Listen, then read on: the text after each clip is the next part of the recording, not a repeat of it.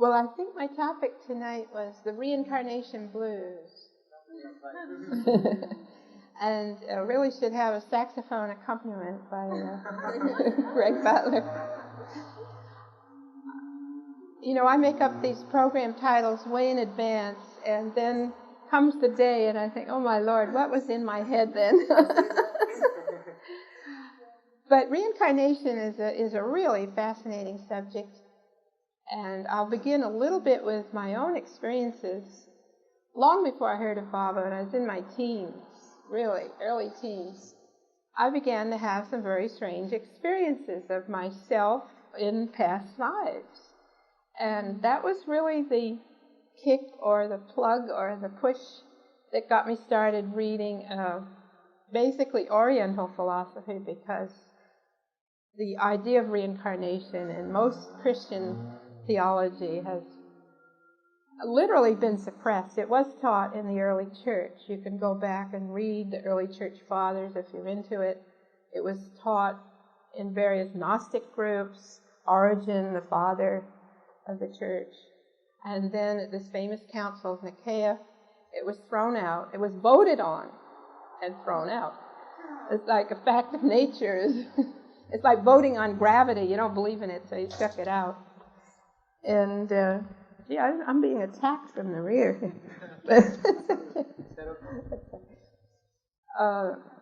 Which is, when I found that out, I thought that's really humorous. Baba did explain, because he was asked why in the Judaic religions, which count as Judaism, Christianity, and Mohammedanism, reincarnation is only subtly hinted at now. And basically it's because Baba said that the cultures and the people of those times, when he appeared as avatars, Jesus, Abraham, or Muhammad, the people really had no background in that cosmology, the idea of reincarnation. It would have been too much of a shock. But obviously, to close ones, he must have revealed some of the esoteric truths about reincarnation. And if you go back and read, for example, in the Bible, there are hints, like, as ye sow, so shall you reap. The mills of the gods grind slowly, but they grind exceedingly small. And then, of course, Jesus refers to himself, before Abraham was, I am, or I was Elijah. And then this famous sentence, Nicodemus asked, then should a man be born twice out of the womb of his mother, you know, because Christ said you must be born again. We've all heard of born-again Christians. I think they've got the wrong idea. Yes, you will be born again and again and again. And that's when Christ said, you know, I was Elijah. So he must have, we know the Bible texts are very limited and questionable in authenticity and all that, so he must have had some inner teaching, esoteric teaching. And the same in Sufi teaching, which is the esoteric side of Mohammedanism. They also hint at reincarnation, but they only hint. There's a famous poem by Rumi about, I was a stone, I was a bird, I was a tree, and now I'm man, and I will become God. That's the gist of that poem, which hints at reincarnation. And after a certain level, Baba says, of development, you do recall past lives. Or you may just accidentally, I would say, also flip. You know, the needle skips the track and you get a little bit of memory. I think we've all had these experiences. As they've done some research lately, a lot of scientists and psychologists have been interested now in reincarnation.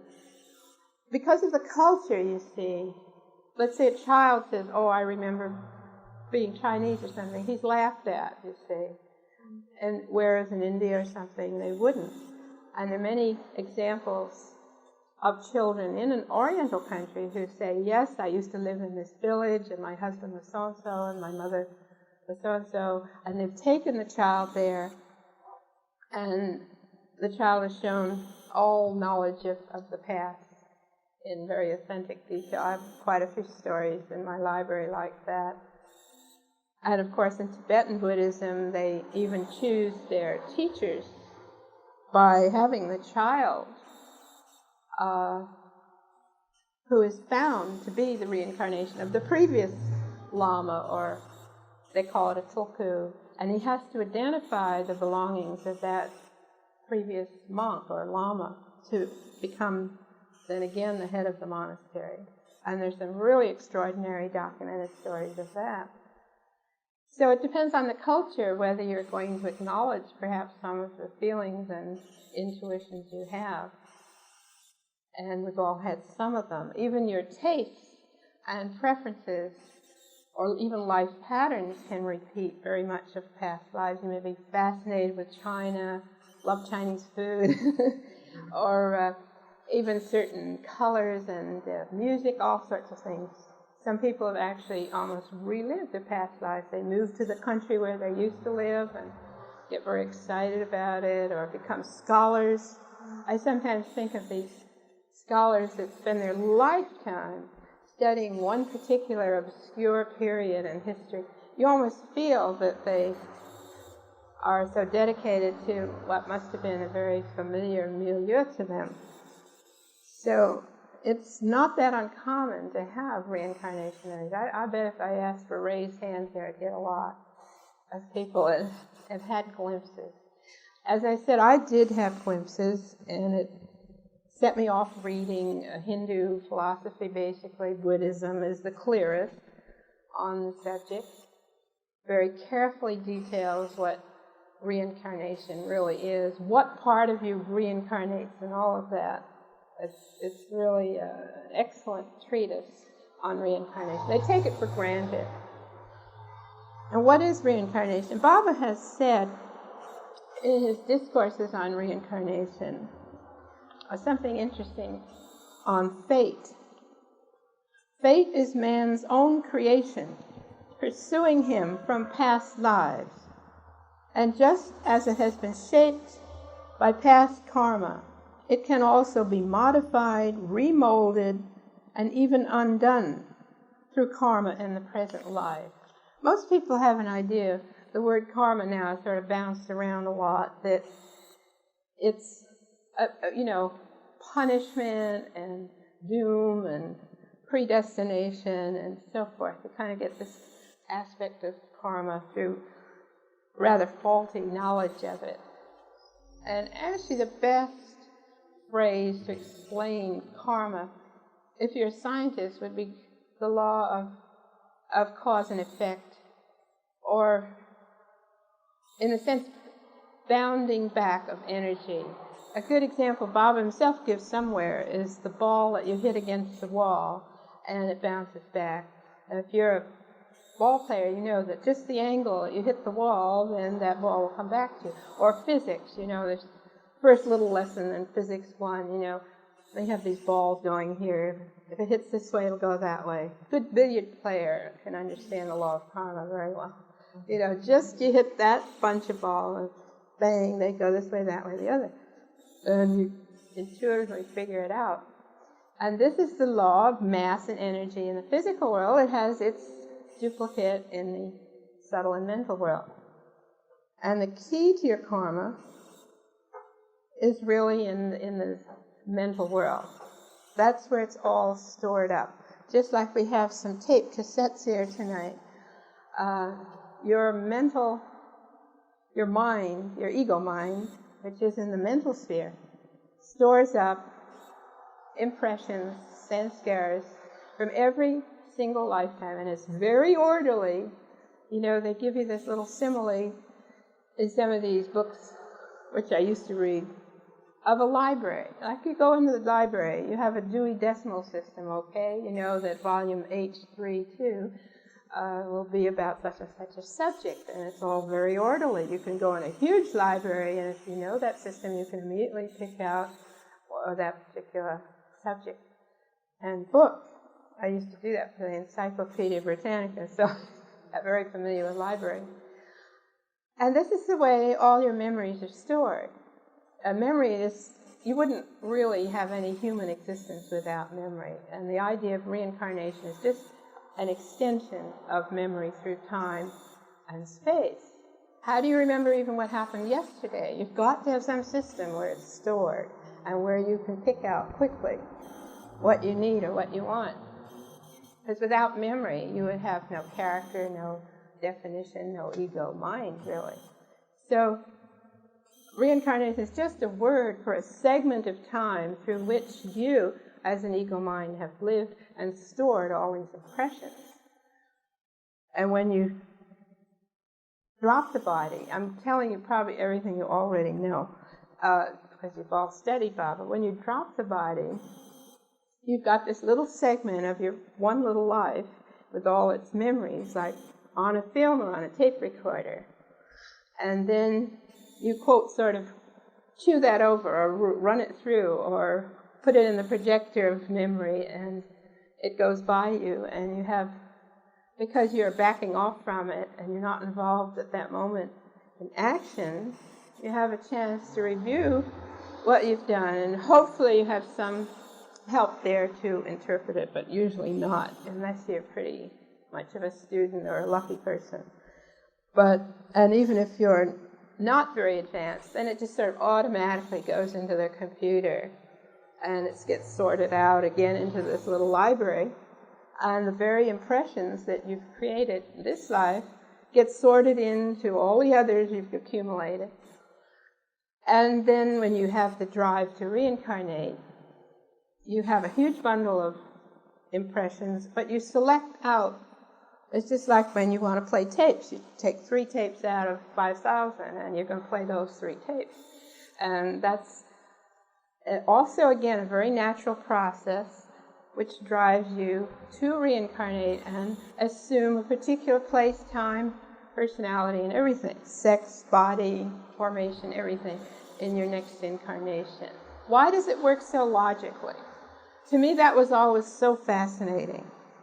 But the laws of those inner planes are just as exact as physical laws. We just don't happen to know them. We're not experts, we're not occultists. But they are just as precise as the law of karma. And Bob explains that what we're interested in is how he is relating to us and our karma, and how he helps with our karma. We don't have to spend a great deal of time on the law of karma, because it is, in a sense, automatic, mechanical, if you like, in the subtle and mental world. So how do we deal with it? I think Baba makes an interesting statement that the karma will go on and on and on, on and on and on, that you form incredible numbers of contacts, let's say even with human beings, never mind other forms of life or actions, but just your contacts with other human beings. Just stop for a minute and think, how many people at this point in your life have you met? From the most casual meeting to the most intimate one. They're just hundreds. I think most of us have just hundreds of contacts. And each one of those comes from the past. Baba said even someone passing you on the street is karma. Just someone passing on the street. The cab driver that you hail and that goes by and doesn't stop. Or the man that gives you a 7-Up at the counter or whatever is karma, that you happen to be there at that moment, at that second, and he's there at that moment, at that second. So it's an incredible binding. It's like a huge mass of tangled yarn. It's whatever you want to think of it. Fly paper stuck together, millions of sticky tapes all tangled up. And each time you try to undo a bit of karma, you get stuck to some more. Even dreams create sanskaras. The basic way we do accumulate sanskaras is in the body, in your daily life. But even when you go to sleep and dream, then you're creating a sanskara or working out one. So it is a hopeless deal.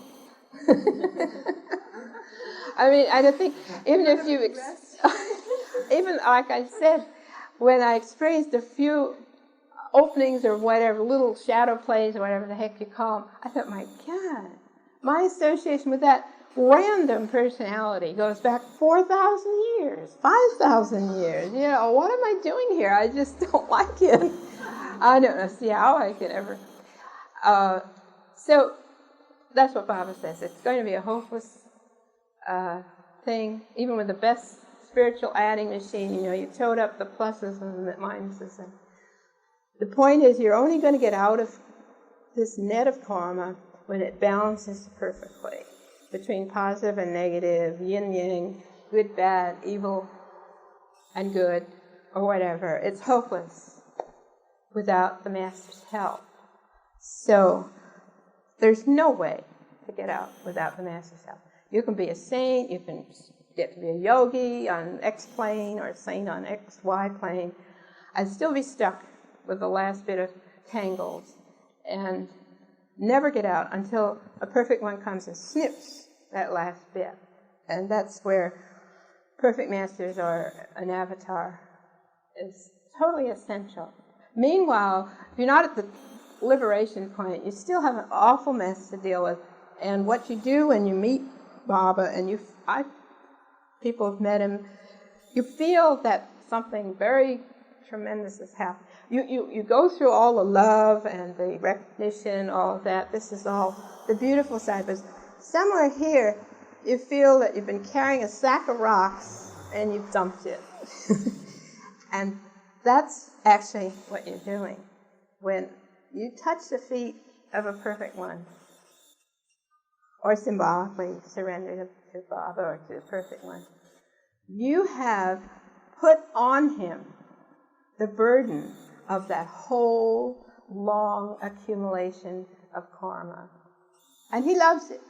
He loves it. That's what he's there for. That's his job. He can't run away from it. And he loves it. So dumping this huge burden, it's like the ocean that loves this little brook that trickled down 5,000 miles, and finally got there. And he welcomes it. Baba says when you touch his feet, then he automatically accumulates the dust of your sanskaras. Use the word dust, from all over the universe. You actually smear the dust of your sanskaras on Baba's feet. And that means then he has to deal with it from then on. Which depends on where you are, what your karma is, and so forth. And what happens is, you can imagine if you have been carrying this huge load, when you meet an avatar or surrender him, you do feel a certain lightness. I actually almost felt it like a physical lightness. I got the reaction of being, light. I really felt I weighed 50 pounds lighter. I didn't actually, of course, that would have been nice. But it's just a feeling of something being taken away. And Baba, at least as avatar, doesn't go into all the nitty-gritty and say, yes, once you were a very nasty person and you killed off 5 people. Or, he doesn't go into the past. Very seldom gave you even the barest hint, which is different from other yogis and gurus. They love to say, oh, you were such and such and such and such, and therefore blah, blah, blah. But with Baba, no. It's like taking a clean slate and going, chunk, and taking away some of that, especially by touching you. Baba explains that each time he touches you, he's taking away some sanskara. You don't know what it is. It just feels great. It's like a fantastic massage. That's it. Touch for health, spiritual health. And so then what happens? Well, after that first lifting of the burden, and this might happen, say, for people who just met Baba for 5 seconds and move on, may never come back to Baba, don't know what happened, they came out of curiosity, like my father. He didn't know what happened to him, he just came because he was curious about what I was into. But I'm sure that, some of the coal sack got thrown away and lightened the burden. Now, when the burden is lightened, obviously your lives are shortened, because that burden of sanskaras has to, your long life, not your short life. I was saying, there's so many people who are Baba 90 years old. No. I'm using the Hindu translation. There's a short life and a long life. And I forget the Sharir or something. But anyway, the life you're in right now is Greg Butler's A Short Life. The long life of Soul X is, millions of years. So that long life is shortened by meeting a master. That long life is short. And depending on how Baba's whim is, or your sanskaras deserve, or are being treated by a master, it's shortened X, X, X, or X.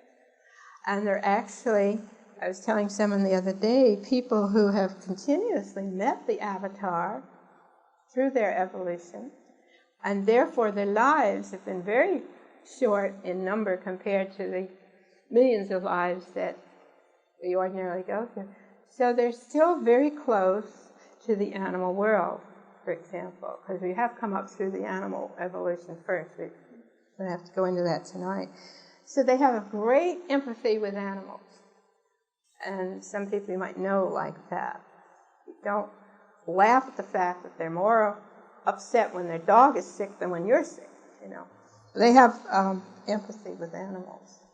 And but Baba has shortened everyone's life, and who knows where he not only cuts down the necessity for you to reincarnate X number of times, but straightens out the kinks and the ruts and the maybe very deep propensities that you may have accumulated in this. For instance, we all have had violent karma in the past. We've all done the bloody deeds, and it's there, it's karma. And we have to work it out in certain ways. And Baba did explain about perfect masters and avatars, how they deal with it differently. A perfect master, to work out what are called red sanskaras, that is the deeds of violence we've all done, they may really beat you up or treat you badly physically, or make you go through very hard physical labor. Some of you read the life of Milarepa, how he had to build and unbuild all these stony dwellings, and he suffered physically and from the violent karma. But an avatar doesn't have to do that, doesn't do that. He may just touch you. That was explained to me by Baba might bang you on the shoulder or pat you or pinch your cheek or something. And he's like taking off this red sanskara. And sometimes other sanskaras he might feel that or decide or work with it in the way that you might have to go through a certain percent of it. Let's say you're destined for a very serious illness or even death sometimes. Instead of getting that very serious illness or death, you might get, a bad case of the flu or have all your teeth pulled out or, something. And he kind of modifies it and foreshortens it. It's like, yes, you have to go through that particular result of actions way in the past, or maybe immediately in the past, who knows, I don't know. But he kind of foreshortens the karma. Yes, you do have to experience the pain and difficulty, but it's sort of shortened and sweetened and made a little milder. So when you want to get mad at Baba because a bad time, just think, well, hey, maybe it would have been 10 times worse without him. You had a bad accident, but you weren't, crippled for life. You might have had this or that, a lot of things could be different. We don't know with Baba. Baba did say to us in 62, the first morning, he said, don't mind if you get sick. He said, physical illness is the easiest way to get rid of karma. So it changed my thinking a lot. You go through a horrible illness yourself, or you know friends, or you go to hospitals, and you think, oh God, this is awful. But compared to the karma you might have to work out, a whole lifetime or lifetimes of karma for something you did, being very ill could be quite different. So the doctors in the field for karma?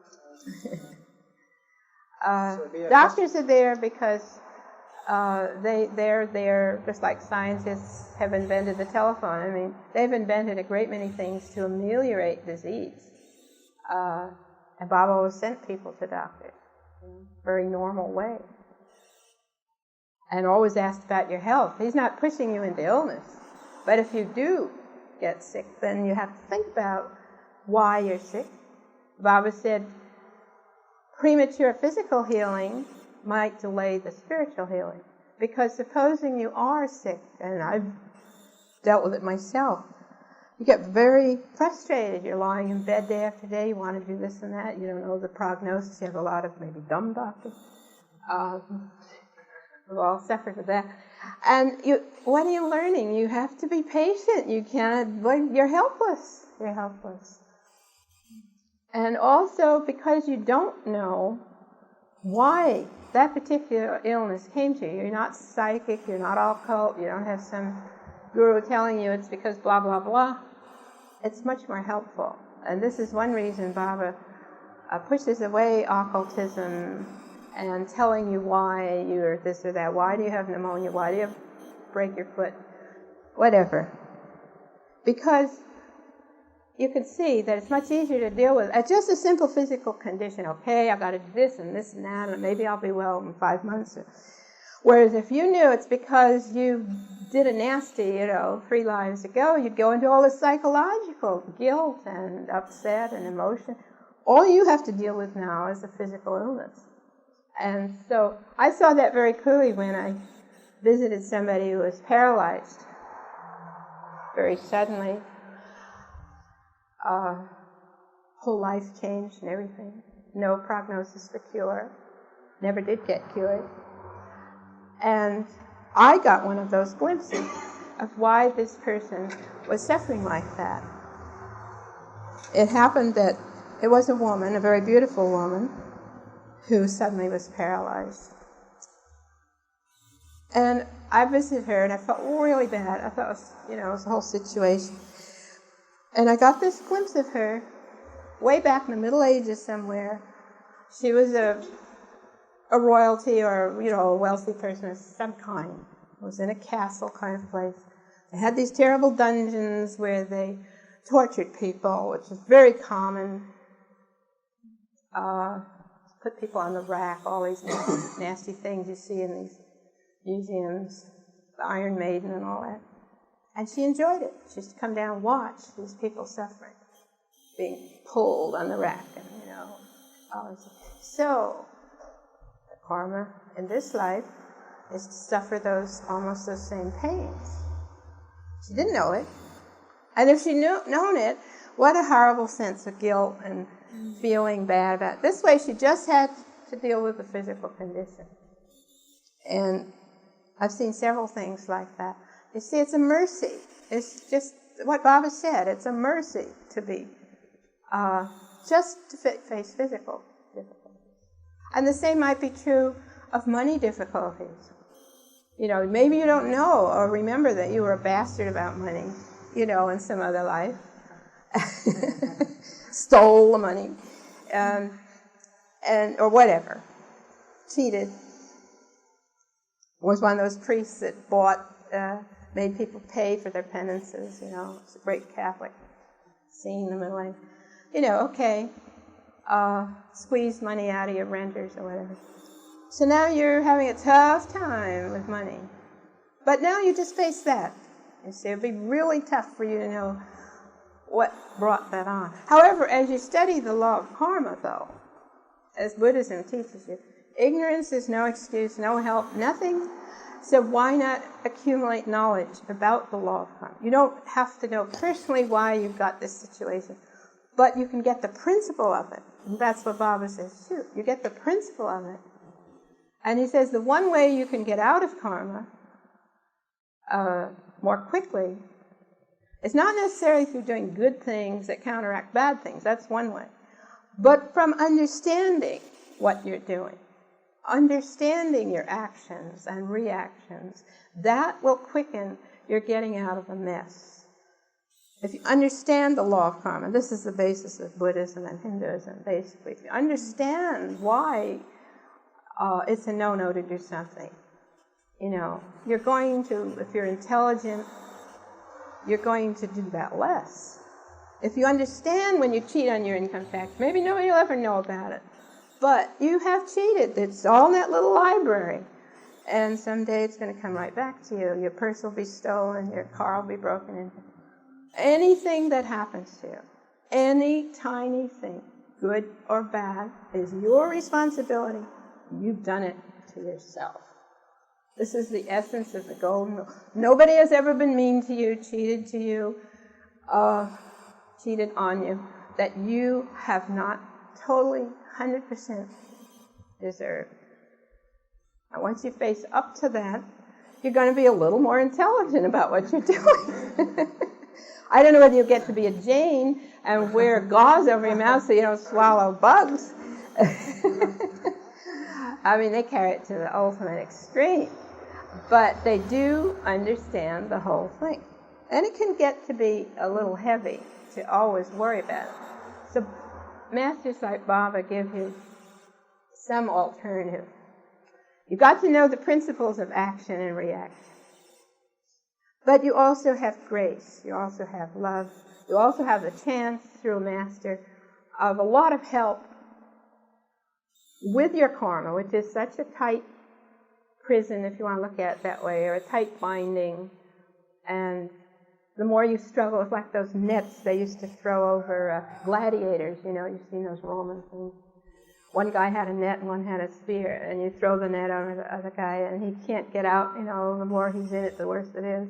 Well, that's sort of like the more you struggle, the more tightly you're going to get bound sometimes. So you cut through it by surrendering to a master. And the biggest thing is Baba's grace, too. There's the law of karma. I had a big argument once with a Baptist minister that grace supersedes the law of karma. And you feel that with Baba. Everything's perfectly just what happens to you. You see Baba letting people go through their karma, their suffering, because it is necessary for that soul to learn that way. On the other hand, you see him being very sweet and just yanking somebody out of a bad situation. That's grace, too. It's grace because God is free. He's outside of his own creation. He made the laws of karma, but he still can, if he wants to, apply a little whim of love and grace. I would say that we can't understand how the two go together, the law of grace and law of karma, but we do know, as Christ tells us, or Buddha, there is grace.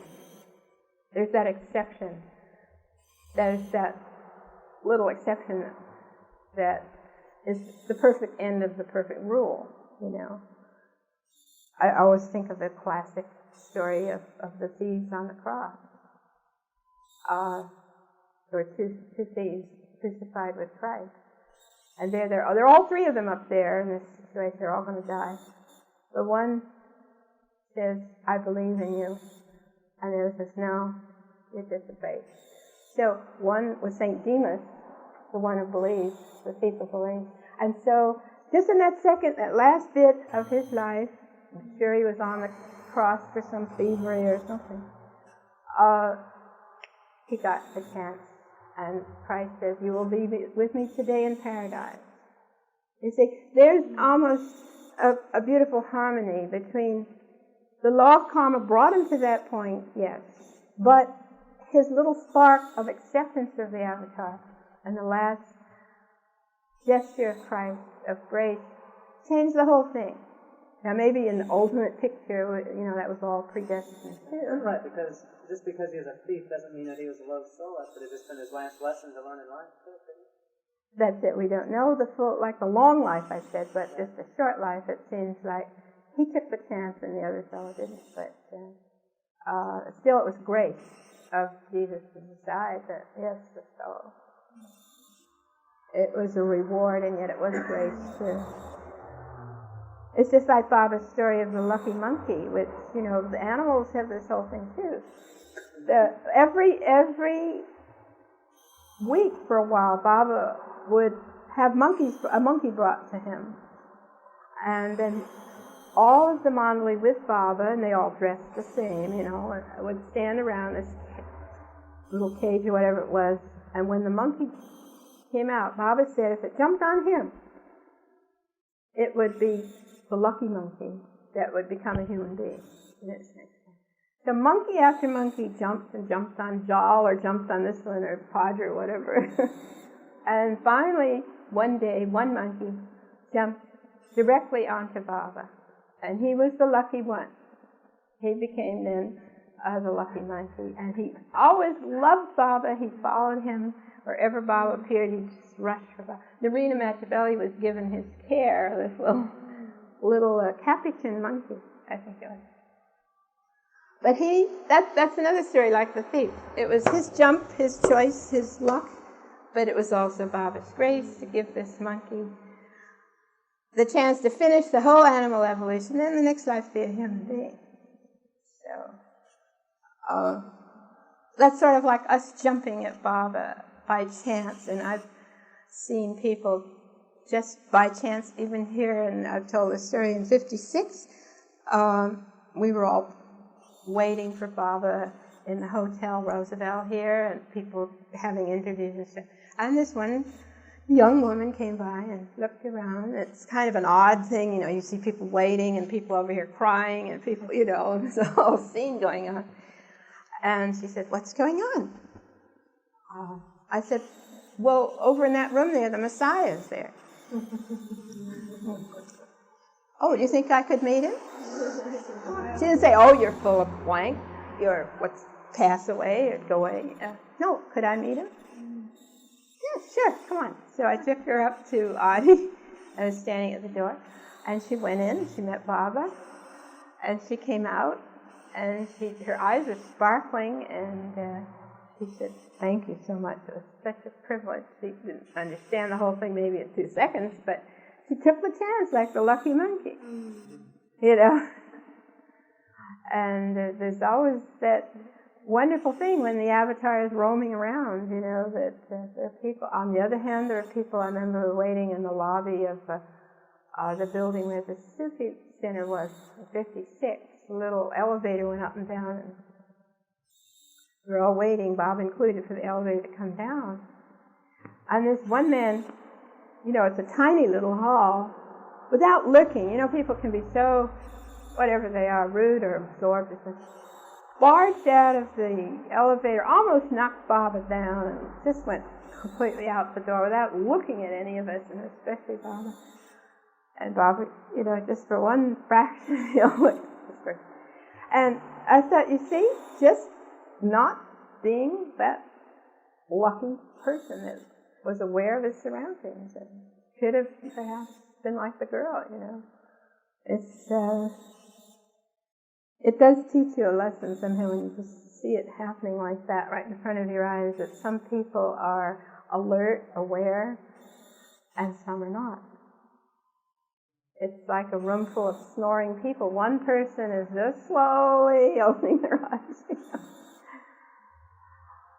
It's very funny to be with Baba in public places because you're so excited and alert yourself, and then you're here with Baba, and then you watch them either look at Baba or not look at him, totally ignore. And it just gives you a funny experience of this karma. So I'm wandering off the subject. I thought maybe you'd have some questions. We do have some more programs, yeah. Well, I know I've thought through that question many times.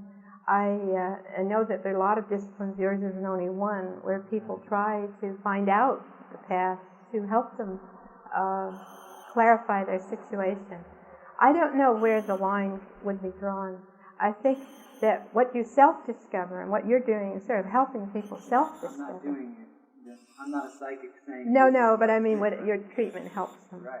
Exactly. It's like good psychoanalysts help the person study their memories or their past. It's the same with certain types of healing. You help the person understand their emotions better and clarify negative emotions so they won't be ill from the negative emotions. It's when you don't claim knowledge and use occult means to heal physically. I think that, to me, is it's a blurred line at times, but For example, Baba told us to go to doctors. He wants you to take care of your health. And I would say the same thing of going to a good analyst or a good psychologist or counselor.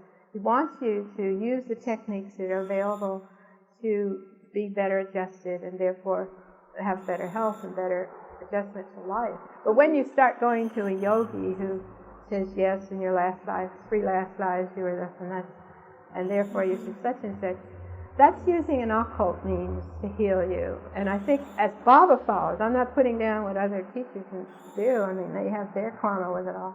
But for us, I think that's getting out of the way of kind of trusting Baba to handle it. So the having of memories and the understanding. Yes, you can awaken memories. They come up. They did with me. I didn't try anything.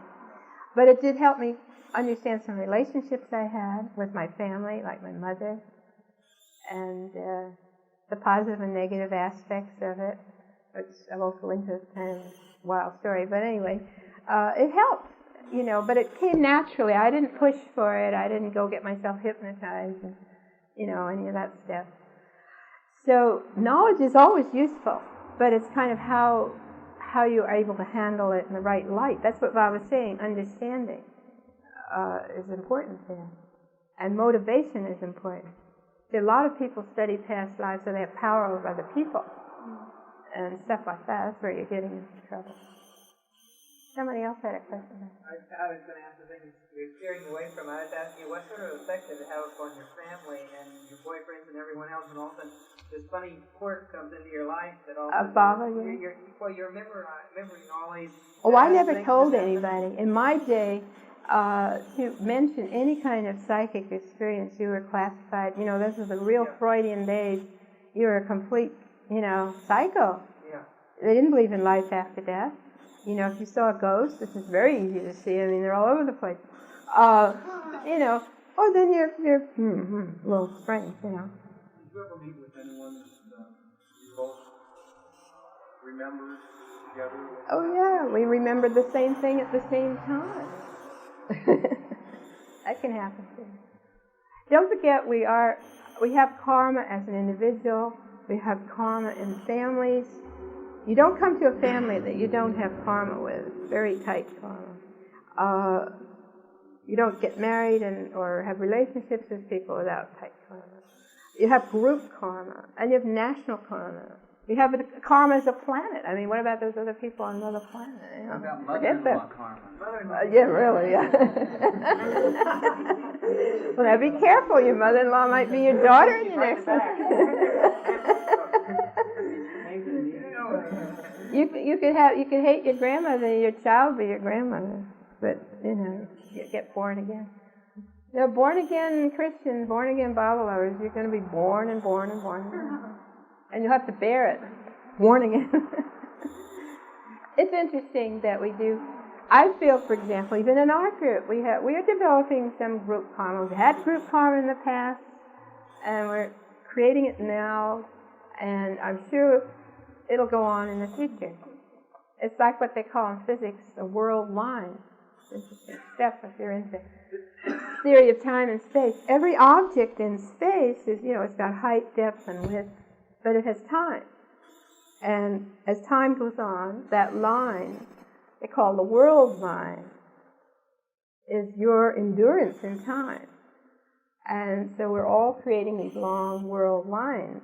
And they go more than one life. That's it, to go back thousands of years. And as a group, you can think of it as a whole bunch of lines as a group going together. And so you reincarnate as groups together. If you study civilization or art, you realize that certain groups have created civilizations almost. Groups like the people in Greece, in ancient Greece. It's a whole group of wonderful souls that came just at the same time and created this tremendous civilization. And the same with other times in history. It's like a group of people working together, working together, working together, working together, working together, working together, working together, working together, working together, working together, working together, working together, working together, working together, working together, working together, working together, working together.